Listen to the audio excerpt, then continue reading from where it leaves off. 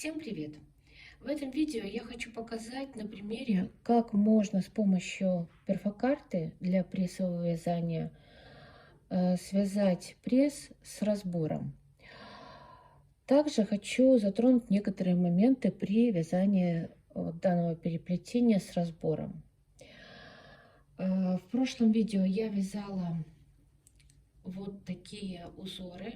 Это был ручной способ. И использовала вот такую вот достаточно толстую пряжу. Это акрил. И хочу сказать сразу, что не все нити, не вся пряжа подойдет для вязания пресса.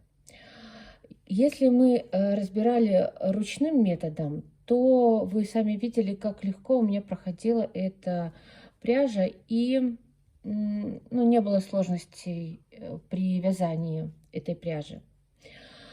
Но когда я захотела попробовать сделать то же самое, но при помощи перфокарты или при помощи компьютера, в данном случае моем при помощи компьютера, то такая нить не совсем подошла мне для вязания этого узора. Она достаточно толстая.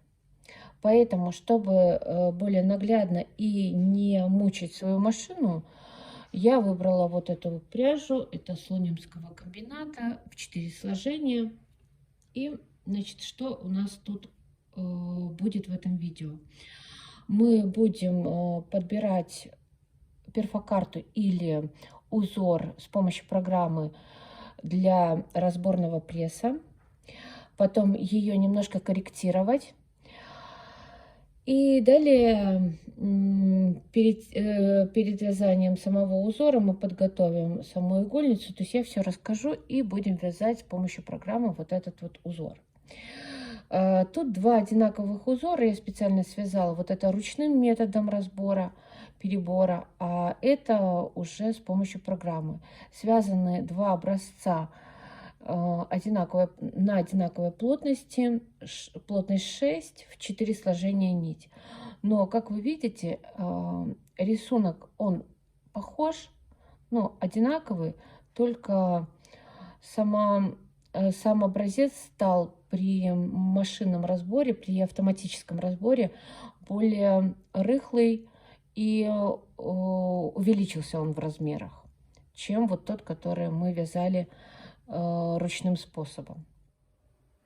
Сейчас мы перейдем в программу или выберем на перфокарте нужный нам рисунок. Я выбираю, значит, фильтрую прессовое и многоцветное фанговое. Посмотрим здесь. Я уже смотрела, вот мне подходит, он, по-моему, идет как просто в многоцветном, да, многоцветные. Это в первой библиотеке КС-1, 139 номер, 139 рисунок получается. Вот этот вот самый нам подходящий рисунок для нашего узора.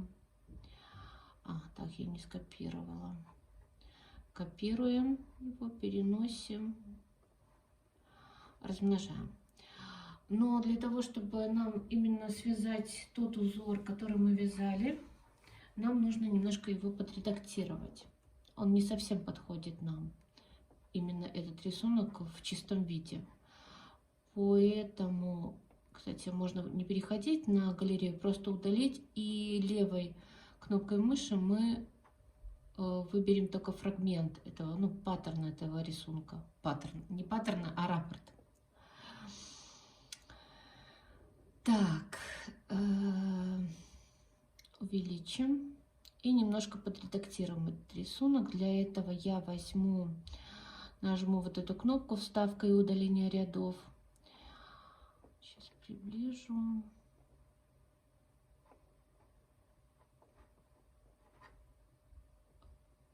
Так, опять выберу вот этот вот. Нет, отлеплю ладошку. И правой кнопкой мыши удаляем вот эти ряды. они нам не нужны будут.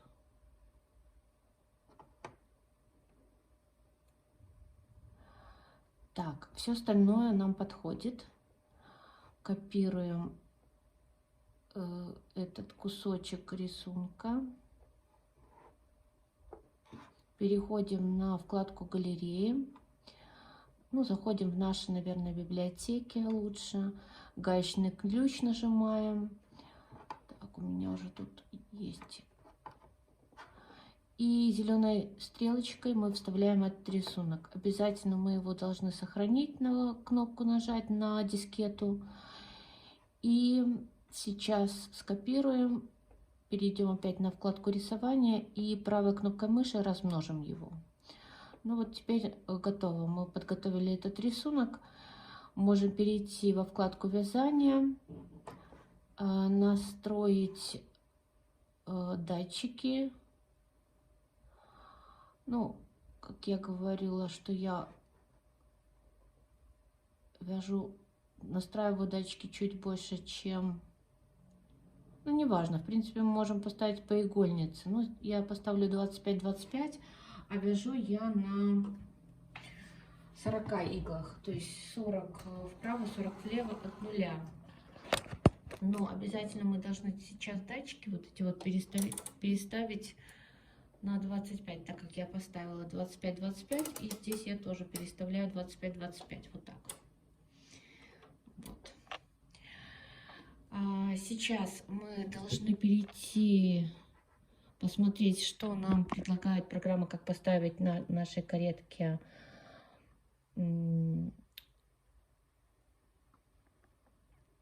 настройки. Мы должны ручку выбора узора на каретке поставить в положение Т, рычажки частичного вязания положение 2. Так, вроде бы все настроили, только у меня стоит с 16 ряда. Переведу на первый ряд. Так, все, мы включаем кнопкой старт нашу программу. И сейчас будем приступать к вязанию. Кто вяжет на электронной машине Silverit, именно вот на данной модели, то мы все знаем, что у нас нет такого отбора игл, то есть визуального отбора игл. То есть мы не видим, то есть когда мы проводим кареткой, у нас не выставляются по рисунку иглы, то есть визуально мы их не видим. Они всегда стоят у нас в рабочем положении вот так вот ровненько. То есть все происходит под кареткой там. В других машинах, вы уже, наверное, видели по видео, или кто имеет другие машины, то в тех машинах сами иглы выставляются и видно сразу визуально, то есть когда пройдет каретка, визуально там, где какая игла в каком положении стоит, которая иглы образуют именно вот этот рисунок, ну или любой другой рисунок. Также в электронных машинах Silverit нам не нужно делать считывающий ряд. Программа сразу с первого ряда начинает вязать нам уже узор. Поэтому мы тоже не сможем тут сразу перенести иглы, потому что мы не знаем, какие иглы нам перенести, какие мы иглы должны поставить в заднее рабочее положение. Поэтому мы провязываем, то есть все установили, как по программе нам сказано, провязываем один ряд. Плотность у меня та же, что и при ручном отборе. Провязываем ряд, и здесь мы уже видим, где у нас образуются накиды. Вот они, вот они. Вот где у нас образуются накиды, мы сейчас по вот этим вот, ориентируясь на эти иглы, где образовался накид, мы сейчас и выставим все иглы в нужном нам положении. То есть соседние мы перебрасываем .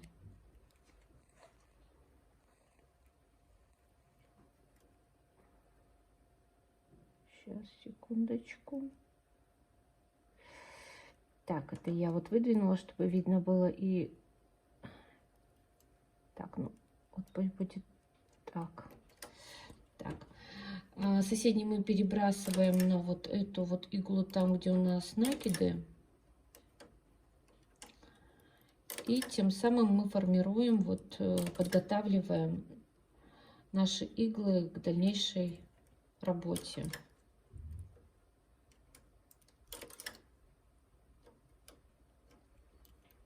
То есть получается, что у нас все иглы через один сейчас перебираем.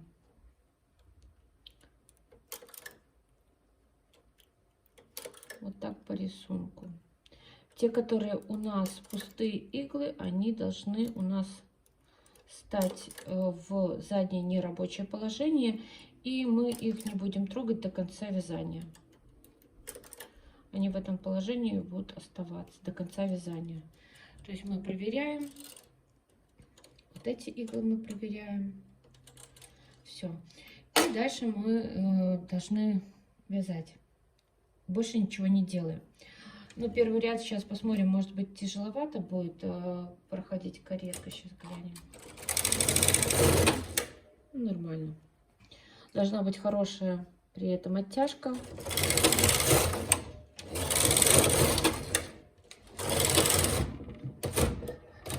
Так, вот, провязалась. У нас получается здесь 4 ряда, 4, получается, накида тут формируются. И иногда бывает на 4-м ряду очень тяжело. Нет, не на 4-м, а именно когда провязываются все иглы, переходит на другой раппорт рисунка, то иногда вот застревает каретка. Ну, как застревает, тяжело проходит. Дальше вяжем по рисунку.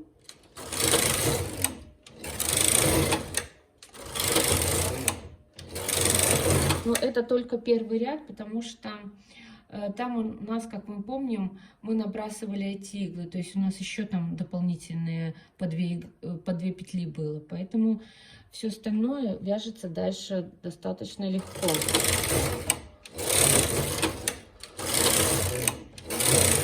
Но легко оно вяжется только потому, что выбрана нить достаточно тонкая и которая хорошо вяжет.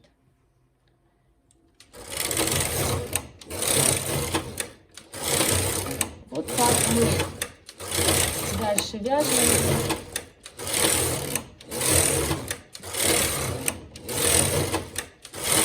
С помощью программы или перфокарты.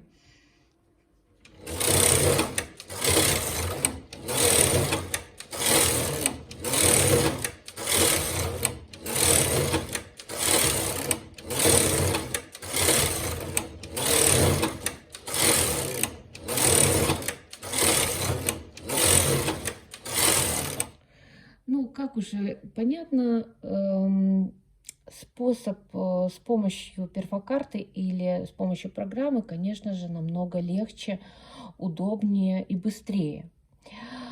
Но также есть разница между автоматическим вязанием с помощью программы и ручным методом, да? То есть при автоматическом вязании, при использовании там перфокарты или программы, рисунок стал более рыхлее. Здесь он более такой собранный и сжатый. И за счет чего это происходит? За счет того, что вот в этом методе, вот тут вот, в этом способе, сами протяжки, они длиннее, чем вот здесь. Это за счет того, что тут мы выдвигали вперед иглы, а тут формировались протяжки именно уже в процессе вязания, то есть без выдвижения, без выдвигания игл вперед. Вот такое интересное видео у нас сегодня получилось. Надеюсь, оно было полезным вам. Спасибо за просмотры, за лайки, за комментарии. Всем пока. До встречи в следующем видео.